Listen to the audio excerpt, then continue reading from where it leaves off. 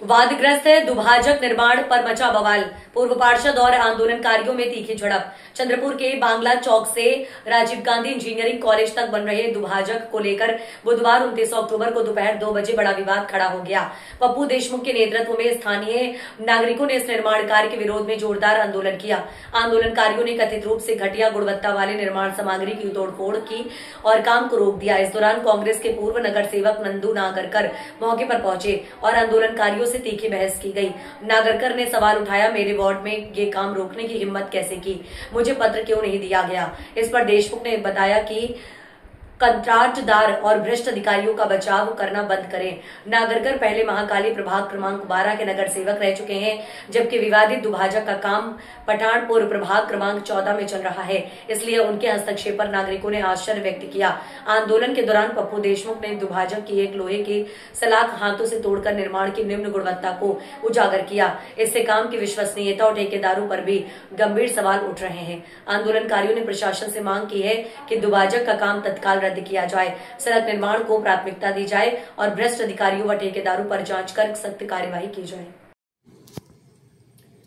आज आम्ही बागला चौक ते राजीव गांधी अभियांत्रिकी महाविद्यालयापर्यंतच्या वादग्रस्त दुभाजकाच्या विरोधात हे दुभाजकाचे काम रद्द करण्यात यावे, दोषी कंत्राटदारांची अधिकाऱ्यांची चौकशी करण्यात यावी व रस्त्याचे काम सुरू करण्यात यावे या जनतेच्या मागणीसाठी, कारण की जनतेला 40 वर्षापासून या ठिकाणी चांगल्या रस्त्याची प्रतीक्षा आहे, या मागणीसाठी आम्ही आंदोलन करत असताना अचानकपणे आमच्या महानगरपालिकेचे माजी नगरसेवक सन्माननीय श्री नंदू नागरकर साहेब त्या ठिकाणी उपस्थित झाले आणि त्यांनी आंदोलकांना एक प्रकारे धमकावण्याच्या सुरात सांगितले की हा माझा वार्ड आहे, तुम्ही माझ्या वार्डात आले कसे, तुम्ही आंदोलन कसे करत आहात, तुम्ही मला पत्र का दिले नाही। या सगळ्या गोष्टीमुळे आम्ही अत्यंत आश्चर्यचकित झालो। आम्ही त्यांना प्रश्न विचारला की तुम्हाला 3.5 कोटीचा रस्ता दुभाजक पाहिजे का, तुम्हाला रस्ता नको का, तुम्ही भ्रष्ट कंत्राटदाराचा अधिकाऱ्यांचा बचाव का करत आहेत।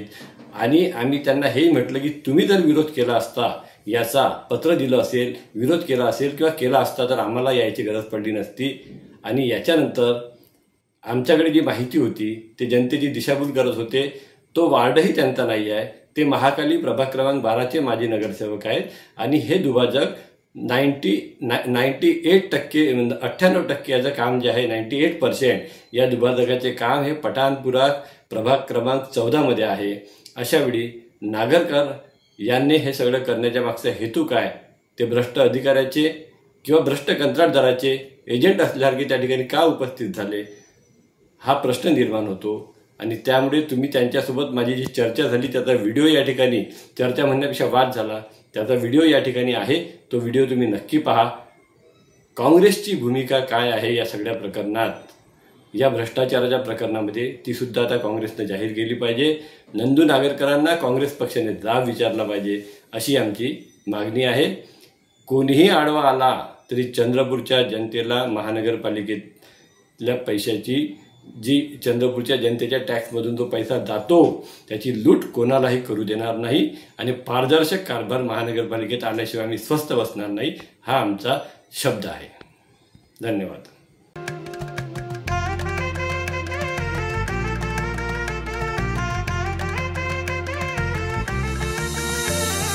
मानापानाचा नात्या गोत्याचा पसारा लई बाई वाढला, रुसवा नको ग बाई कुणाचा, मोठ्यानी उतारा काढला। लगीन घाई सुचून देई, खरेदीने पणा काढला, खरेदीला वर्षीधीने उत्साह नवा आणला। बांधला बसका बांधला,